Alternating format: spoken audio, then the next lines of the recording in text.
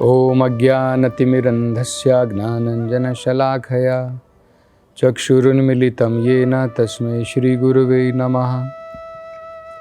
नमो ॐ विष्णुपदाय कृष्णपृष्ठाय भूतले श्रीमते भक्तिवेदान्तस्वामिनिति नामिने। नमस्ते सरस्वती देवे गौरवाणी प्रचारिणे निर्विशेषशून्यवादी पाश्चात्यदेशतारिणे। जय श्री कृष्ण चैतन्य प्रभु नित्यानंद श्री अद्वैत गदाधर श्रीवासदि गौर भक्तवृंद। हरे कृष्णा कृष्ण कृष्णा हरे हरे, हरे राम राम राम हरे हरे। हरे कृष्णा।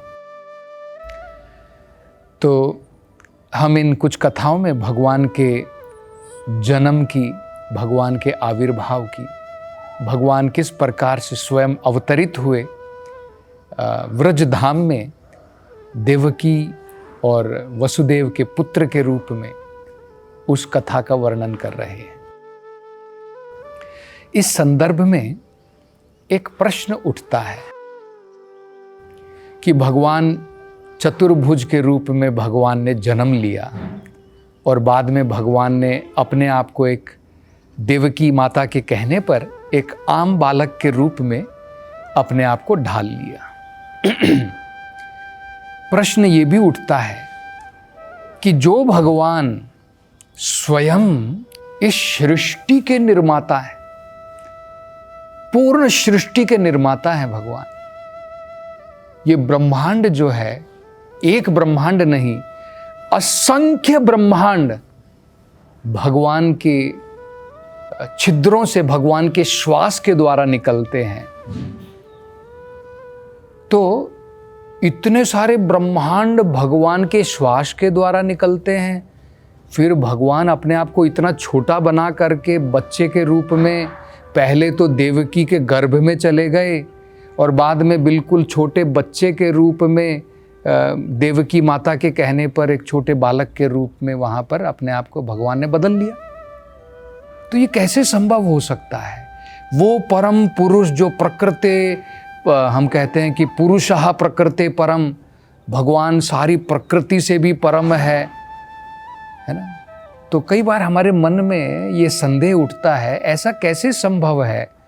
जो भगवान सर्व षड ऐश्वर्य पूर्ण है, सर्वशक्तिमान है, सारे ब्रह्मांडों का निर्माण भगवान की शक्तियों से होता है, वो भगवान, वो इतना महान भगवान एक देवकी के छोटे से गर्भ में चले गए और बाद में एक छोटे से बालक के रूप में भगवान जो है बदल गए।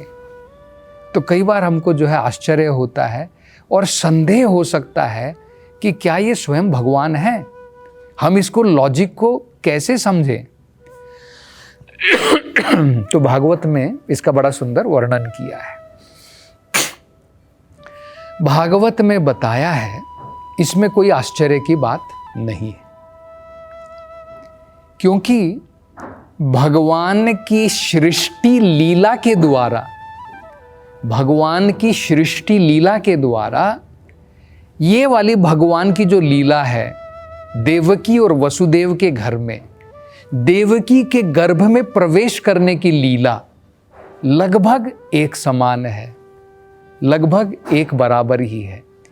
अगर हम भगवान की सृष्टि की लीला को समझ लें, तब हमें भरोसा आ जाएगा कि इसमें कोई बड़े आश्चर्य की बात नहीं है कि भगवान देवकी के गर्भ में भी प्रवेश कर सकते हैं। कोई आश्चर्य की बात नहीं है। कैसे इसको समझे? तो भागवत में बताया है, सबसे पहले सृष्टि निर्माण करने के लिए भगवान क्या करते हैं? सबसे पहले सृष्टि निर्माण करने के लिए भगवान जो हैं,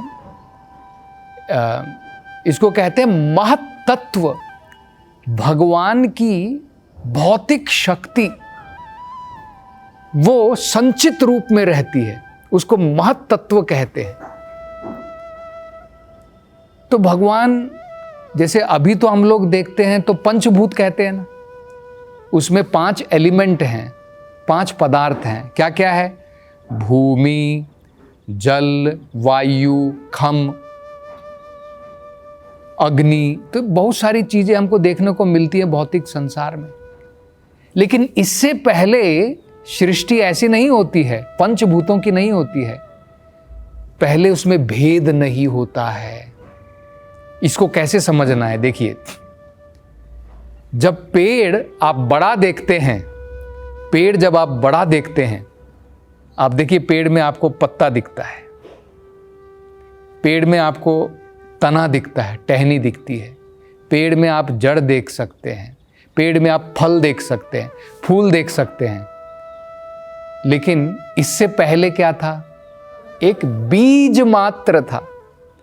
बीज के अंदर में आप पत्ता भी नहीं देख सकते हैं, बीज के अंदर में आप फूल भी नहीं देख सकते हैं, फल भी नहीं देख सकते हैं। बाद में जब आप पानी डालते हैं धरती में, तब धीरे धीरे अंकुरित होता है और बड़ा वृक्ष बन जाता है। सृष्टि का निर्माण भी ऐसे ही होता है। सबसे पहले महत् तत्व होता है, उसमें डिफरेंशिएशन नहीं है, सब कुछ एक जैसा दिखता है। जैसे बीज है, बीज में आपको फल नहीं दिखेगा, पत्ता नहीं दिखेगा, कुछ नहीं दिखेगा। बाद में जब वो बीज बड़ा होता है तब सब कुछ दिखाई देता है। तो पहले महत् तत्व होता है, भगवान की एक शक्ति है, भौतिक शक्ति, उसमें कोई विभिन्नताएं नहीं हैं। अभी आप जगत में देखिए कितनी सारी विभिन्नताएं हैं, पक्षी हैं, पौधे हैं, पेड़ हैं, पानी है, नदियां हैं, पहाड़ हैं, इतनी सारी वैरायटी है, विभिन्नताएं हैं। लेकिन पहले ये वैरायटी नहीं होती है, पहले केवल एक महत् तत्व के रूप में, एक बीज मात्र के रूप में होता है। तो देखिए फिर क्या करते हैं भगवान। तो ये भौतिक शक्ति पहले इस प्रकार से होती है। भगवान एक रूप लेते हैं जिसे महाविष्णु कहते हैं। महाविष्णु के रूप में भगवान अपने आंखों के द्वारा अवलोकन करते हैं इस महत् तत्व की तरफ, और उसके कारण महत् तत्व में अब विभिन्नताएं पैदा हो जाती हैं। देखिए, जैसे ये उदाहरण दिया जाता है, पुरुष स्त्री को गर्भवती करता है, लेकिन हमारा तरीका अलग होता है, हमें संभोग करना होता है। लेकिन भगवान अपनी आंखों के द्वारा मात्र देख करके, अवलोकन करके, भगवान इस संसार में विभिन्नताएं पैदा कर सकते हैं। तस्याम गर्भ ददामि अहम, भगवान कहते हैं भगवत गीता में, ये जीव जो हैं इनको मैं प्रदान करता हूं इस गर्भ में। कौन से गर्भ में? महत् योनि। ये जो प्रकृति की महत् योनि है, भगवान ने अवलोकन किया और सारे जीव इस धरती के ऊपर या इस सृष्टि के अंदर में आ जाते हैं। तो देखिए फिर क्या करते हैं भगवान। अब भगवान जो है जब योग निद्रा में सो जाते हैं, भगवान श्वास लेते हैं। जब भगवान श्वास बाहर निकालते हैं, असंख्य ब्रह्मांड भगवान के शरीर से बाहर निकलते हैं। एक ब्रह्मांड, दो ब्रह्मांड नहीं, हम एक ब्रह्मांड में हैं जिसका ब्रह्मा, उसके 4 मुख हैं केवल, क्योंकि यहाँ पर 4 दिशाएं हैं। लेकिन क्या आपको पता है, हजारों मुख वाले ब्रह्मा भी हैं। मतलब इस ब्रह्मांड से बहुत बड़ा ब्रह्मांड है, उस ब्रह्मा की जिम्मेदारी बहुत बड़ी है, इसलिए उसके हजारों मुख हैं। किसी ब्रह्मा के करोड़ों मुख भी हैं, केवल चतुर्मुखी ब्रह्मा मात्र नहीं है। तो ये सारे असंख्य ब्रह्मांड भगवान विष्णु के छिद्रों से निकलते हैं, श्वास से निकलते हैं। अब देखिए आगे भगवान क्या करते हैं, ये बड़ा महत्वपूर्ण है, ये प्रसंग के द्वारा हम समझ सकते हैं। अब भगवान क्या करते हैं, अपने महाविष्णु के रूप से एक विस्तार करते हैं, जिसे कहते हैं गर्भोदक्षाई विष्णु। इस विष्णु के रूप में भगवान हर एक ब्रह्मांड में प्रवेश कर जाते हैं। हर एक ब्रह्मांड में भगवान प्रवेश करते हैं। तो यही तो हम भागवत के प्रसंग से देख सकते हैं कि अगर भगवान जो महान है स्वयं, जिनके द्वारा ये सारे ब्रह्मांड रचित हुए हैं, अगर भगवान अपनी योग माया शक्ति के द्वारा ब्रह्मांड में प्रवेश कर जाते हैं तो क्या भगवान के लिए मुश्किल है देवकी के गर्भ में प्रवेश करने के लिए? सृष्टि के निर्माण के समय भगवान महत तत्व के द्वारा जो अभी इतने सारे ब्रह्मांड पैदा हो जाते हैं, उन सब ब्रह्मांडों में एक एक ब्रह्मांड में भगवान अपने गर्भोदक्षाई विष्णु के रूप में प्रवेश करते हैं। इसी प्रकार से भगवान देवकी के गर्भ में प्रवेश करते हैं। आगे भी और भी बताया, देखिए अब आगे और क्या रचना होती है। गर्भोदक्षाई विष्णु के रूप में भगवान ने हर एक ब्रह्मांड में प्रवेश कर लिया। अब ब्रह्मांड के अंदर में बहुत सारे जीव होते हैं, बहुत सारे जीव हैं, अणु हैं, परमाणु हैं, हम कहते हैं ना। अब भगवान क्या करते हैं, हर एक अणु, हर एक परमाणु, हर एक जीव में भगवान जो है क्षीरोदक्षाई विष्णु या परमात्मा जिसे कहते हैं, उसे ही तो हम परमात्मा कहते हैं। परमात्मा का मतलब क्या है?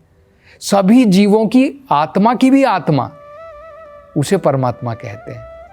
तो हमारे हृदय के अंदर में आत्मा भी बैठी है और उसी में परमात्मा भी बैठा है। तो इस शरीर के अंदर में भी भगवान ने प्रवेश किया है ना पहले ही। तो अगर भगवान हमारे शरीर में पहले ही प्रवेश कर चुके हैं तो क्या देवकी के गर्भ में प्रवेश करना मुश्किल है क्या भगवान के लिए? भगवान एक छोटे से अणु के अंदर में भी प्रवेश कर जाते हैं परमात्मा के रूप में, तो क्या भगवान के लिए डिफिकल्ट है, मुश्किल है देवकी के गर्भ में प्रवेश करने के लिए? और भगवान की वो तो कृपा है, भगवान दिखाना चाहते हैं कि मैं कोई आम बालक नहीं हूँ, इसलिए भगवान चतुर्भुज के रूप में हुए। और जब भगवान ने चाहा अपने दोबारा एक छोटे बालक के रूप में आ गए। लेकिन छोटे बालक के रूप में का मतलब ये नहीं है कि अब भगवान की शक्ति कम हो गई है। जब बालक होता है उसकी शक्ति अलग होती है, लेकिन यहाँ पर हम देख रहे हैं कि भगवान वसुदेव को आदेश दे रहे हैं। भगवान कह रहे हैं वसुदेव को कि तुम मुझे लेकर के जाओ। कहाँ लेकर के जाओ? मुझको बदल दो। यशोदा माई के घर में, नंद महाराज के घर में एक पुत्री ने जन्म लिया है, वहाँ पर तुम मुझे लेकर के छोड़ दो और उनकी पुत्री को यहाँ पर लेकर के छोड़ दो। तो अब वसुदेव जो है बड़े प्रसन्न हो जाते हैं भगवान की आज्ञा का पालन करने के लिए। तो वसुदेव जो है अब वो प्रारंभ करते, लेकिन वो सोच रहे हैं कि भाई मैं कैसे लेकर के जाऊं, मेरे हाथों में तो हथकड़ी बंधी हुई है, मेरे पाँव में तो हथकड़ी बंधी हुई है, चेन बंधी हुई है, मैं कारागार के अंदर में बंद हूँ, कारागार में बंद भी हूँ, सारे इतने सारे पहरेदार हैं बाहर, मैं कहाँ से जाऊँ? और बाहर क्या है, घोर अंधकार है, ये आधी रात्रि चल रही है और ये कोई पूर्णिमा का दिन थोड़ी है, ये तो आधी रात्रि चल रही है। और उस समय क्या हो रहा था, घनघोर बारिश भी हो रही है। तो बड़े ही सोच में पड़े हैं वसुदेव, मैं कैसे लेकर के जाऊं। लेकिन देखिए भगवान की शक्ति, तो तुरंत जो है वसुदेव के हाथ की हथकड़ी, उनके पाँव में जो जंजीरें बंधी हुई थी, सब अपने आप खुल करके गिर जाती है। और वसुदेव देख रहे हैं, देखते देखते कारागार के द्वार खुल गए और वो सोच रहे थे कि मैं कैसे बाहर जाऊंगा, इतने सारे पहरेदार हैं। अब भगवान की शक्ति के द्वारा ये सारे पहरेदार नींद में हैं, कोई भी जागृत नहीं है, सब सो गए हैं, योग निद्रा में सब लोग सो रहे हैं। ये सब भगवान की कृपा है। तब भगवान जो हैं, वसुदेव जो हैं, कृष्ण को, कान्हा को उठा करके अपने सर के ऊपर उठा करके अब बाहर निकलते हैं। अब आगे सोच रहे कि अब मैं कैसे जाऊं, ये तो घनघोर अंधकार है यहां पर। लेकिन वेदों में बताया है, कृष्णा है सूर्य समा, माया है अंधकार। अंधकार तो माया है, लेकिन कृष्ण तो सूर्य के बराबर हैं। जहां है कृष्णा ताहार नहीं माया अधिकार। और जहां पर कृष्णा है, जहां पर सूरज होता है, वहां पर अंधकार कैसे हो सकता है? तो जैसे ही वसुदेव भगवान को लेकर के गए, सब कुछ प्रज्वलित हो गया। वसुदेव को पूर्ण रूप से रास्ता दिखाई दे रहा है कि मुझे कहां पर जाना है, क्या करना है। तब वो सोच रहे हैं कि अरे भाई ये तो घनघोर वर्षा हो रही है, मैं इतनी घनघोर वर्षा में एक छोटे से बालक को लेकर के कैसे जाऊं? तो तभी भगवान के जो अनंत शेष हैं वो एक छतरी के रूप में आ जाते हैं वसुदेव के सर के ऊपर से, और एक छाते के रूप में भगवान कृष्ण को जो है वो छाया प्रदान कर रहे हैं, ताकि नन्हे कान्हा जो हैं बारिश में ना भीगे। और अब सोच रहे हैं कि भाई इतनी घनघोर बारिश में तो बाढ़ की तरह आई हुई है, सारी यमुना नदी में उफान भरा हुआ है, बड़ी बड़ी लहरें उठ रही हैं ऊपर तक। तब भगवान की कृपा से वसुदेव जी जो है समझ पाए कि ये जो लहरें उठ रही हैं ये यमुना जी भी भगवान के चरण कमलों के स्पर्श करना चाहती हैं। तो वो भी उठ उठ करके जो है लहरें उस दिन इतनी क्यों उठ रही थी? क्योंकि यमुना जी को ये कहाँ अवकाश मिलेगा, ये कहाँ सुअवसर मिलेगा कि भगवान के नान्हा जो है कान्हा के चरण कमलों को स्पर्श कर सके। तो ये बड़ा सुंदर अवसर था। भगवान जो है वसुदेव के सर के ऊपर हैं और यमुना मैया जो है ऊपर उठ उठ करके भगवान के चरणों को स्पर्श कर रही है। तो ऊपर से अनंत शेष जो है बारिश से और छाया उनको जो है प्रदान कर रहे हैं। और देखते देखते वो देख रहे हैं कि यमुना का जो है पानी धीरे धीरे धीरे धीरे करके घट रहा है और उनका रास्ता बिल्कुल साफ होता चला जा रहा है गोकुल की तरफ। तो अब वो जो है धीरे धीरे गोकुल की तरफ पहुंच जाते हैं। तो और आगे इस कथा में हम जो है वर्णन करेंगे अगली कथा में। हरे कृष्णा।